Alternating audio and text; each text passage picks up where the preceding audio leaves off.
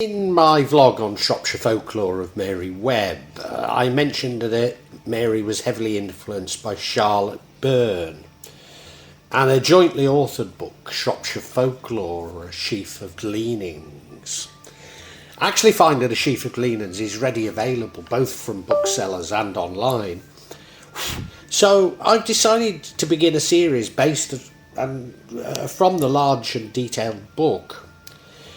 Where I can, I'll augment it with additional materials. I think I also need to apologise that it'll mostly use still photography that I can find on the internet. As from Indonesia, I cannot find relevant video clips, and I'm most unlikely to return to the UK again.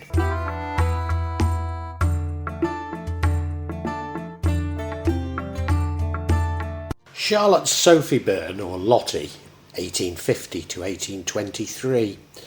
Charlotte was actually born just over the border in Staffordshire at Morton Vicarage.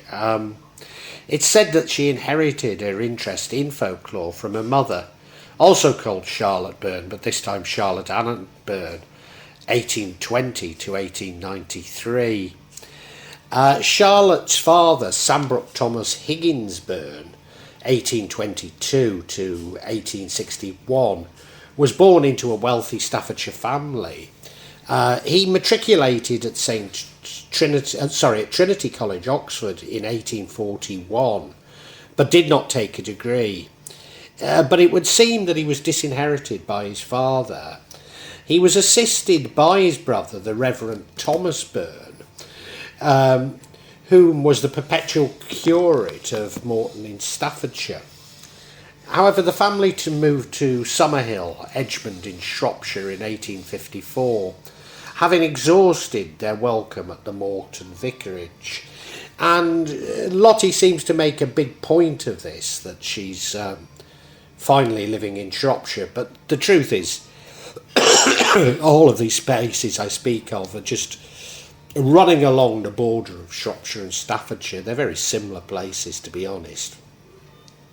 Now, her father's said to have taken to shooting, hunting and drinking. In 1857 he was twice thrown from his horse, and as events surrounding it were somewhat taboo, it's fair to assume that he was drunk, but this led to his premature death in 1861. Lottie suffered a serious illness during her early years. Conditions of ill health and obesity would impede her physical well-being throughout her life.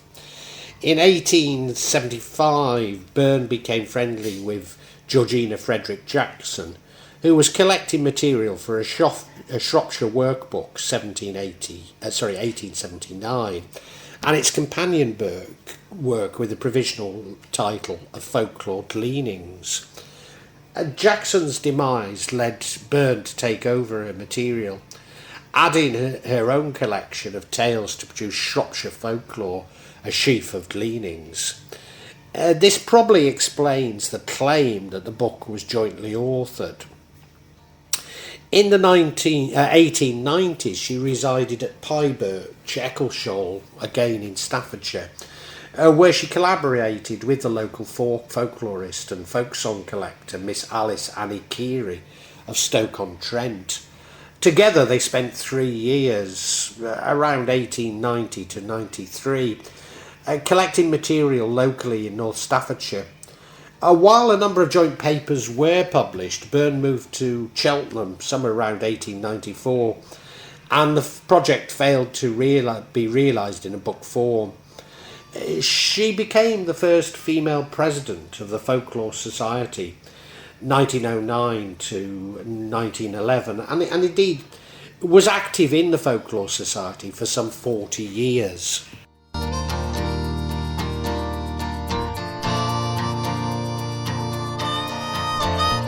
In the south aisle of Berrington Church is a cross-legged effigy representing some unknown knight of the late 14th or early 15th century.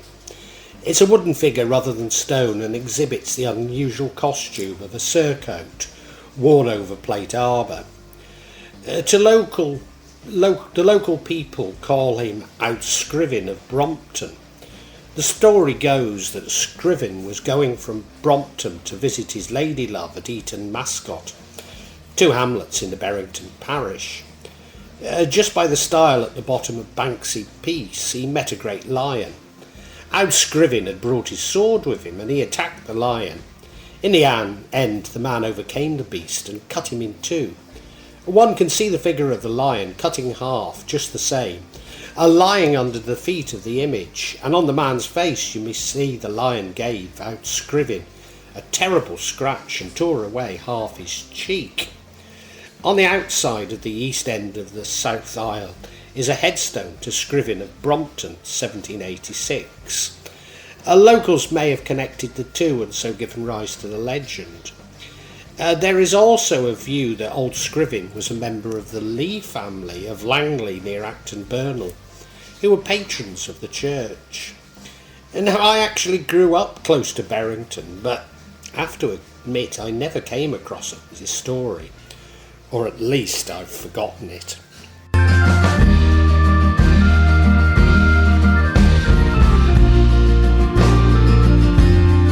On the southern side of Wenlock Edge it rises gently in a smooth grassy slope, but northwards it breaks off suddenly in sheer perpendicular escarpment, only passable in a few places by a steep path and forming a natural boundary which cuts off the wide valley of Apedale to the north, from the no less lonely and beautiful Corvedale to the south.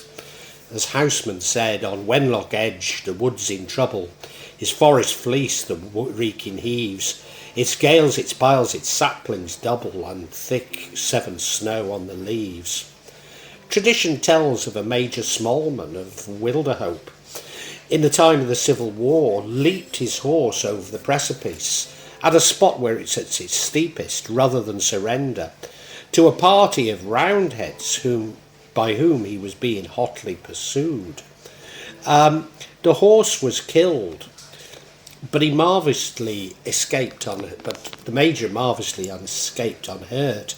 It's said that he alighted on a crab tree still to be seen growing out of the rock, clambered down and made his way safely along the foot of the edge to his old mansion in Wilderhope, although some say that he made his way on foot to deliver his dispatches to the royalist garrison in Shrewsbury.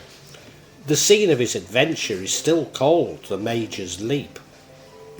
Now, I seem to recall my father recounting this tale to me, but I cannot be sure.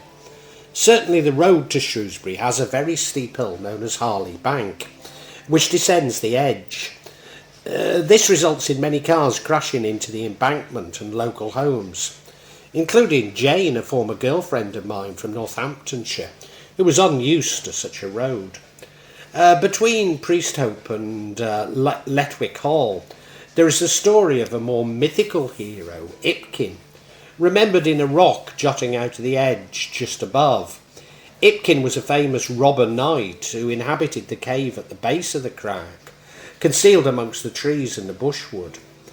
Just above Blakeway Farm, between Hewley and Harley, he and his followers lived unharmed for many years and gathered great quantities of stolen treasure. At last a mass of the overhanging rock fell, blocking the mouth of the cave, imprisoning the robber band forever. But Ipkin's rock is still said to be haunted.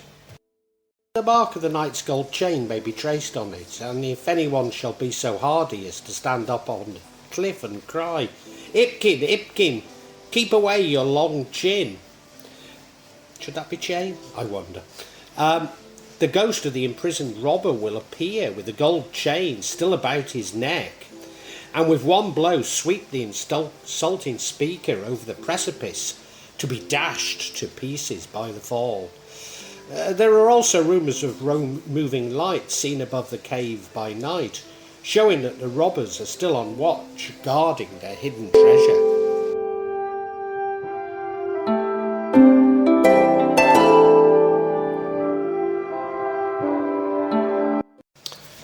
On the steepest side of Neffscliff Hill, overlooking the road from Oswestry to Shrewsbury, is a large cave in the face of a rock approached by a flight of steps and divided into 2 rooms by a pillar or half wall of rock on which is cut the inscription HK 1564.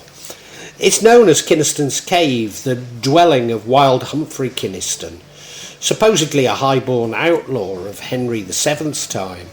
He's believed to have been a very clever man called Kynaston, who robbed to the rich and gave to the poor and sold himself to the devil. He had a wonderful horse which was always shod backwards so no one might be able to track him, and which was, according to some, the devil himself in the shape of a horse.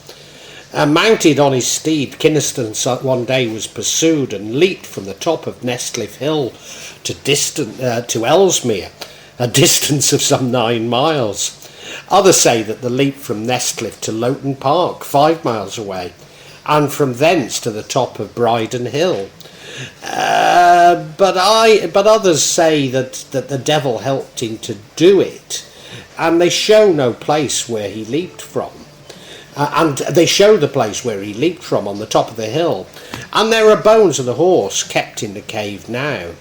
There are supposedly hoof marks may still be seen, but there's little agreement actually where. Maybe on a stone on the bank of the Severn at a place known as Kynaston's Leap, where the river is 40 feet wide, and according to some, the freebooters and the horse leapt over it. Another story is of Sir Roger Kynaston of Hordley, and was made castle keeper of Middlecastle and Knocking. And after the decease of his son, Humphrey Kynaston was tenant of the castle. He had 2 wives, but he could not lay claim to the coat of arms.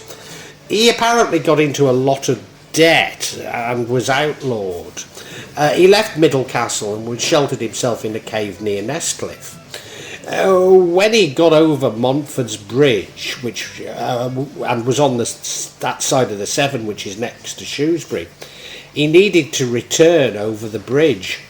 Under the sheriff, the under sheriff came with a considerable company of men to the bridge. They took several planks, making the breadth such that no horse would be able to leap over it, and they laid themselves in ambush. When Wild Humphrey returned and was about to cross the bridge, they rose up to apprehend him. Humphrey leaped clearly over the breadth. It's said that he rode into the courtyard of Aston Hall, a neighbouring mansion belonging to the Lloyd family, and coolly demanded refreshment. Ale was brought to him, which he drank without dismounting. Meantime the gates were closed and preparations made to seize the audacious robber, as it were a trap. But he quietly finished his draught, put the silver tankard in his pocket, and spurring his horse, leaped over the serving men, gates, and so made off unharmed. The horse grazed at will in the neighbours' fields, returning always from any distance of his master's whistle. At night he was stabled in the outer division of the roomy cave. Every Sunday Humphrey's mother used to come over from Brighton to bring him dinner, but only when she could without endangering his safety. Humphrey is said to have been very good to the poor and not Burne in justice. If he met 2 carts on a road, one with 3 horses and one with 1, he would take the leader from the first and fasten it in front of the single horse, so as to make them both equal. The poor people loved him and were grateful for his bounty. In return for his benefits, they used to go and cook meals for him and take provender for his horse. And it is no doubt partly owing to their friendship, as well as the talents of himself and his horse, that he escaped every attempt that was made to capture him, and he at last died peacefully in his cave. Of course, this leads to the theory that Humphrey was the origin of the Robin Hood story. Humphrey Kynaston, son of Sir Roger and Elizabeth Grey, was outlawed in 1491, the year when Perkin Welbeck first came forward as a pretender to the throne. The little Duke of York, whom Welbeck impersonated, was actually born in Shrewsbury, and that his claims to the crown would probably seem especially strong in the eyes of Salopian Yorkists. 2 years later, Humphrey Kynaston received his pardon, but it was not proved whether Debt or politics had led to his outlawry. It's certain that though he did have some money difficulties, for he and his mother appeared in the corporation books of Shrewsbury as giving a joint bond for the sum of £20 borrowed to them. He's said to have died on the day. His will is said to bear the date of 1534, and this would mean that the date in the cave of 1564 is inaccurate. But Nestcliffe appears to have been the haunt of outlaws and highwaymen from time immemorial. You see, it overlooks the road from Shrewsbury to Oswestry, which Shrewsbury drapers would pass along to attend the Welsh flannel market at Oswestry. The journey was a dangerous one, and in 1583 the Drapers' Company ordered that no draper should set out of Oswestry on Monday before 6 o'clock, and they should wear their weapons all the way and go in company. Near Nestcliffe is a farmhouse, formerly the Wolf's Head Inn, which 100 years ago was a rendezvous for thieves and highwaymen. It probably took its name from the crest of some neighbouring family. Now, I did mention Wild Kynaston in my vlog on Wild Agdric, having as a child confused the two. Burne devotes many pages to Wild Edric, but as I've already issued a vlog on him, I will not repeat these here. Nestcliffe is also the site of an army camp, where I endured freezing nights on exercises with the school's cadet force.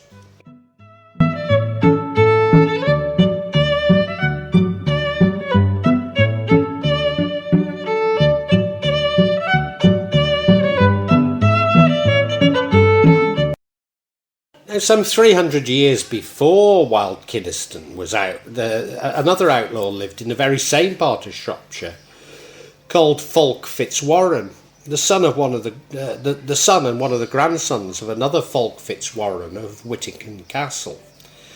In the time of King John, he was supposedly ejected from his inheritance at Whittington, becoming a freebooter, robbing the king's merchants, among other things, in the forest of Bryden. At length he laid wait for the supplanter at Whittington, Maurice Fitzroger de Powys, at the foot of Nestcliffe Hill as he went towards Shrewsbury Castle, and he slew him. Fulk decided to join Llewellyn of Wales, who was happy to accept a disaffected marchman.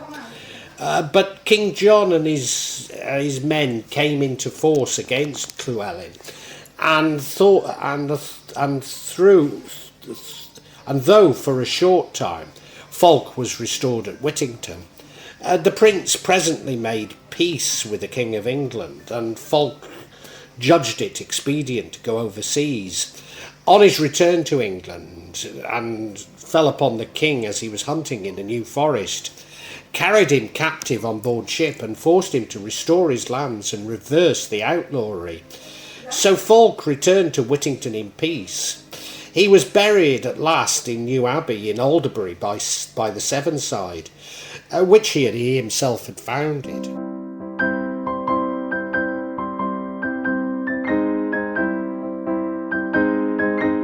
In the old field near Ludlow are some tumuli, one of which is called Robin Hood's Butts. On this Robin Hood stood and shot an arrow from his mighty bow at the weathercock in Ludlow Church steeple, but the arrow fell short and stuck in the roof of the northern chancel aisle, where it remains today. The arrow was a great one, set on the ridge of the roof to mark that which was the Fletcher's Channel, the meeting place of the chantry and chapel of Ludlow arrow makers. It's been said that Robin Hood was one of the darlings of the commons, while King Arthur was more associated with the nobles.